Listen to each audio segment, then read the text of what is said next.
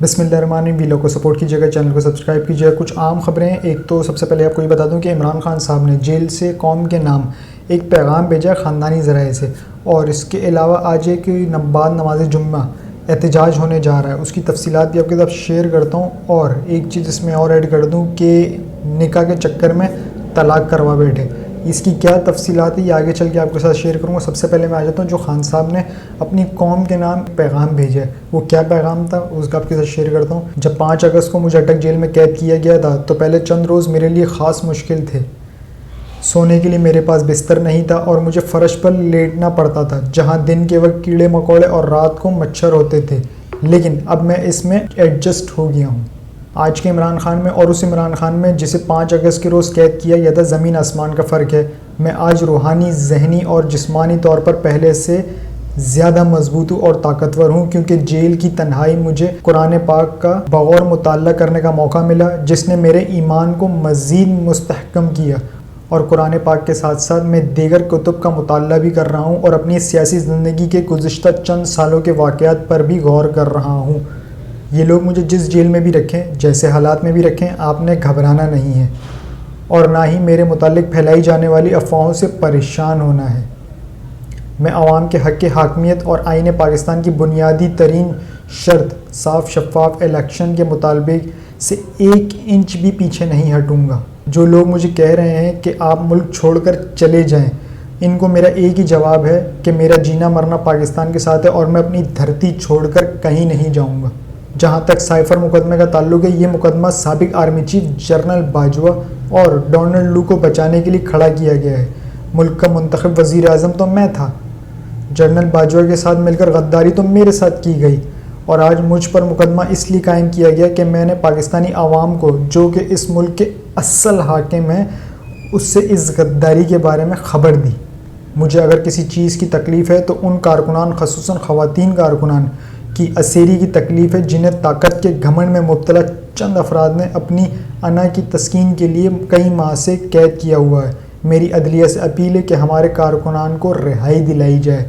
आखिर में आपने हिम्मत नहीं हारनी, आप साबित कदमी से डटे रहें। ये आजमाइश का वक्त ख़त्म होकर रहेगा, क्योंकि अल्लाह ताला का फरमान है कि हर मुश्किल के साथ आसानी है।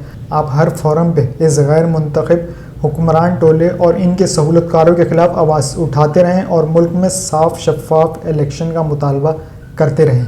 मैं पेशगोई कर रहा हूँ कि जिस दिन भी इलेक्शन हुआ, इंशाअल्लाह पाकिस्तानी आवाम करोड़ों की तादाद में निकलेंगे और तहरीक इंसाफ को वोट डालकर लंदन प्लान वालों को शिकस्त देंगे। ये लोग जितनी मर्जी धांधली कर लें, इनका मुकद्दर सिर्फ़ और सिर्फ शिकस्त है।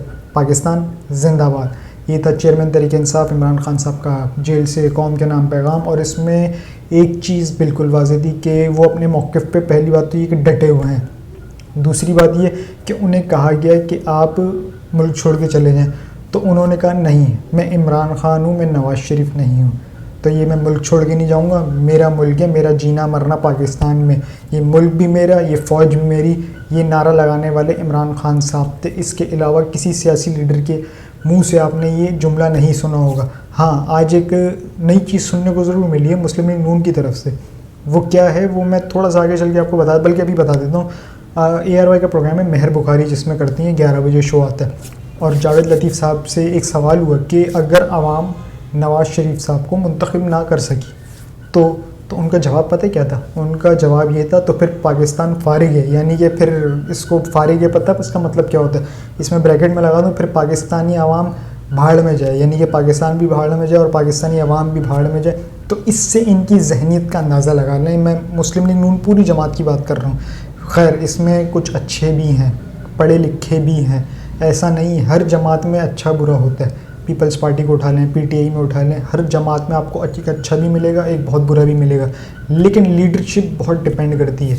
ये जो लीडरशिप का फरमान है ना, ये इनके मुंह से वो निकल रहा है कि हम नहीं तो फिर बाहर में जाओ। उन्होंने एक तय किया हुआ और उन्होंने आवाम में एक मैसेज भी दिया हुआ कि हम आएंगे, इक़्तिदार से चिमटेंगे, इक़्तिदार ख़त्म, हमारा यहाँ कोई जीना मरना है नहीं, हमारा ना ये मुल्क है, ना हमारे यहाँ पे कोई जायदाद है, ना पैसा है, तो सिर्फ है क्या, एक माँ की कब्र है, एक वालिद साहब की कब्र है, इसके अलावा हमारे यहाँ पे कुछ भी नहीं है। तो सीधा लंदन जाएंगे, अपने आबाई गाँव जहाँ से ये आते हैं वहीं पर ये चले जाएंगे। अब इसी चीज़ में एक चीज़ और ऐड कर दूँ, اسرائیل اور فلسطین کی جنگ کو کتنا ٹائم ہو گیا؟ لگ بھگ کوئی، اگر میں دن کے حساب سے کروں تو 4 سے 5 دن ہو گئے. اب ان 4 سے 5 دنوں میں مریم نواز صاحبہ کے منہ سے ایک چوں تک نہیں نکلی.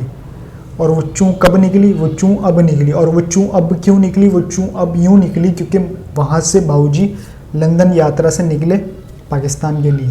خیر پاکستان نہیں آ رہے، سب سے پہلے وہ گلف کنٹری جائیں گے.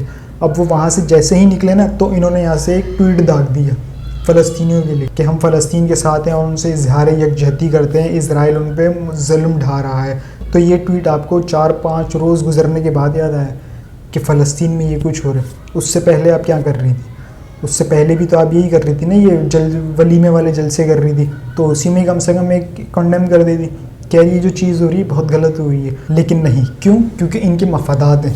اگر یہ کچھ بولتی ہیں تو وہاں سے باؤجی کو پن چبو دی جاتی. جب پن چبوتی جاتی تو باؤجی پھڑک اٹھتے، اور جب پھڑک اٹھتے ویسے ہی ان کی طبیعت صحیح نہیں رہتی ہے. ڈاکٹر نے بھی کہا ہے کہ یہ زیادہ صدمہ برداشت نہیں کر سکتے، اور صدمہ ان کو اب لگے گا جب یہ پاکستان آئیں گے. یہ سمجھ رہے ہیں میں جاؤں گا تاج پوشی کے لیے سیدھا مینار پاکستان، جبکہ ان کو یہی نہیں پتہ کہ یہ سیدھا گدھا گاڑی میں جیل جائیں گے. اور اگر انہیں یہ نہیں پتہ تو آگے دیکھ لیے گا. اور یہ اچھا آپ بولیں گے کہ بھائی پلان تو پہلے ہی ہوا ہوا ہے. پلان ہوا ہوا ہے لیکن عوام کو دکھانا بھی تو ہے نا کہ قانون نام کی کوئی چیز ہے. صرف عوام کو دکھانے کے لیے ایک دکھاوا ہوگا کہ یہ دیکھیں نواز شریف صاحب پاکستان آئے، یہ ہم نے اریسٹ کیا، یہ ہم انہیں اپنے ساتھ لے گئے. اوہ دیکھو جی ظلم ہو رہا ہے نون لیگ والے، دیکھو جی ظلم ہو رہا، اور سیدھا جیل میں بند کر دیا. اب اس جیل کو پہلے سے ہی اس میں کلر وغیرہ کر دیا گیا، اس میں اے سی وغیرہ اور ٹی وی وغیرہ کی سہولیات کر دی گئی ہیں، اس میں فریج وغیرہ سب کچھ کر دیا، A to Z کر دیا، ایون کہ بیڈ وغیرہ سب کر دیے. اگر آپ یہ کہیں کہ اسے 5 اسٹار ہوٹل کا ایک کمرہ بنا دیا عالیشان تو یہ غلط نہیں ہوگا. اب کتنے دن تک میاں صاحب اندر رہیں گے یہ کسی کو بھی نہیں پتہ، لیکن وہ بنانا بہت ضروری تھا. ہو سکتا ہے وہ 1 دن رہیں، ہو سکتا ہے وہ 1 ہفتہ رہیں، ہو سکتا ہے وہ صرف 10 دن رہیں، کیونکہ آخر میں انہیں جانا ہے جاتی عمرہ جسے سبز جیل قرار دے دیا جائے گا. اور پھر وہ وہاں قیام کریں گے بطور ایک مجرم. ملزم نہیں ہے وہ، مجرم ہے. عمران خان صاحب ملزم ہے. یہ ایک عجیب فنڈ ہے. جو مجرم ہے وہ باہر ہے، جو ملزم ہے وہ جیل کے اندر ہے. یعنی کہ اس پر ایک ابھی مقدمات چل رہے ہیں، ابھی جرم ثابت نہیں ہوا، وہ ابھی سے جیل کے اندر ہے. اور یہاں پہ جس پہ جرم ثابت ہو گیا اسے سزا ہو گئی، اسے نااہلی ہو گئی، اور وہ باہر ڈورے ڈالتا پھر رہا ہے، کافیاں پی رہا ہے، KFC کھا رہا ہے. یہ ہمارے ملک کے قانون کا حال ہے. لیکن اس میں بھی چیف جسٹس صاحب کہتے ہیں پارلیمنٹ سپریم ہے.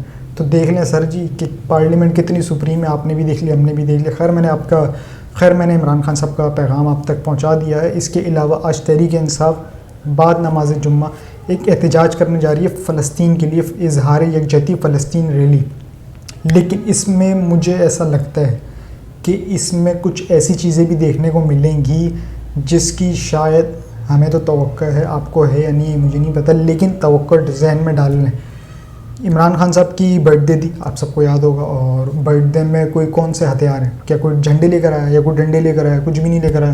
ہاتھ میں صرف قرآن شریف تھے. انہوں نے قرآن خوانی کرنی تھی، دعا کرنی تھی اور چلے جانا تھا. لیکن ہم نے لاہور میں دیکھا کہ پولیس کی 72 بند گاڑیاں آلریڈی آئیں اور ساری پہنچنا شروع ہو گئی. کیوں؟ کیونکہ پوری تیاری کے ساتھ آئے تھے. اب اسی کو برعکس اب وہ نکل رہے ہیں فلسطین کے لیے. اب آج جو نکل رہے ہیں فلسطین کے لیے، کیا اس میں بھی یہی دیکھنے کو ملے گا؟ جہاں تک مجھے لگتا ہے کہ واقعی ہی دیکھنے کو ملے گا. وہ کیوں دیکھنے کو ملے گا؟ کیونکہ انہیں جس چیز سے ڈر ہے نا، جس چیز سے خوف ہے، وہ چیز آپ کرنے جا رہے ہیں. ظاہر ہے آپ کے پاس فلسطین کے پمپلیٹس بھی ہوں گے اور بینرز بھی ہوں گے، جھنڈے بھی ہوں گے، لیکن اس جھنڈوں میں ایک ایسا جھنڈا بھی ہوگا جو انہیں چبھتا ہے، اور ان تصویروں میں، ان پمفلٹس میں ایک ایسا چہرہ بھی ہوگا جو انہیں چبھتا ہے، اور وہ ہے عمران خان کا چہرہ. اور وہ جھنڈا ہے لال اور ہرا.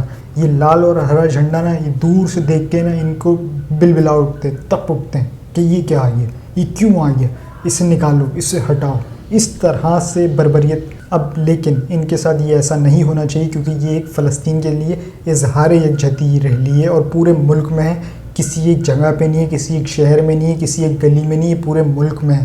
تو خدا را کم سے کم انہیں الیکشن کمپین کرنے نہیں دی، انہیں اپنے حقوق کے لیے کھڑا نہیں ہونے دیا، تو کم سے کم فلسطین کے لیے کھڑا ہونے دیجیے گا. خیر یہ تو اب دیکھنا ہوگا کہ بعد نماز جمعہ کے بعد کہ ایسے منظر دیکھنے کو ملتے ہیں یا نہیں ملتے. اگر تو دیکھنے کو ملے پھر میری آپ ذہن میں یہ بات ڈال لیں کہ ایک اور ریلی نکلے گی، اور وہ ریلیاں نکلیں گی پھر 13-14 जमातों की, वो मिला के निकालेंगे ताकि थोड़ा भरा भरा लगे, हालांकि भरा भरा होगा नहीं लेकिन लगे, चलें ठीक है।